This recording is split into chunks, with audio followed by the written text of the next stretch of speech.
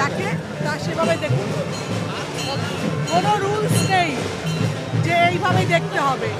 এই এতগুলো মানুষের মধ্যে কেউ বাড়িতে পুজো করে, কেউ বাইরে পুজো করে, কেউ পণ্ডিত দিয়ে পুজো করে। যে যেরকমভাবে ঈশ্বরকে ভাবতে পারে, যে যেরকম ঈশ্বর মানতে পারে সেরকম, তার মধ্যে কোনো রুলস নেই।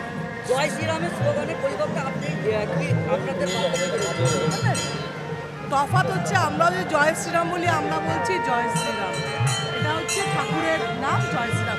ওরা জয় শ্রীরাম, এটা কিন্তু স্লোগান নয়, ওটা কিন্তু ঈশ্বর ডাকা নয়। ওটা হচ্ছে যেটা সেটা আর বললাম না, কিন্তু ভক্তি যদি হয় জয় শ্রীরামের বলা উচিত। কিন্তু জয় শ্রীরাম বলে রামকে ডাকি যদি আমরা রামই বলছি।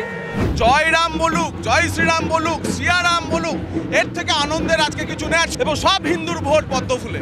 আসন্ন লোকসভা নির্বাচনের আগে তৃণমূল কংগ্রেসের পক্ষ থেকে এই প্রথম বীরভূমের সিউড়িতে রামনবমী উপলক্ষে বর্ণাঢ্য শোভাযাত্রার আয়োজন করা হলো এবং এই শোভাযাত্রা হচ্ছে সাংসদ শতাব্দী রায়ের নেতৃত্বে এবং সঙ্গে রয়েছেন সিউড়ির বিধায়ক বিকাশ রায়চৌধুরী। যে তৃণমূল কংগ্রেসের কার্যালয় রয়েছে সেখান থেকে এই বর্ণাঢ্য সুবিশাল শোভাযাত্রা বের করা হয়েছে এবং শহর পরিক্রমা করা হচ্ছে এই মুহূর্তে। যদিও বিরোধীরা দাবি করছে যে বিশেষ করে বিজেপি বলছে তৃণমূল কংগ্রেস এবছর বাধ্য হলো তারা রামনবমীতে এই শোভাযাত্রা বের করতে, কারণ প্রত্যেক বছর সাধারণ মানুষকে আকর্ষণের কেন্দ্রমাত্রাতে আনে এই রামনবমীর দিন তাদের বর্ণাঢ্য শোভাযাত্রা।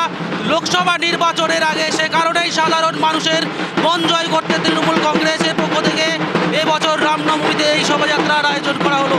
ক্যামেরায় বিক্রমের সাথে হিমাদ্রি, টিভি9 বাংলা।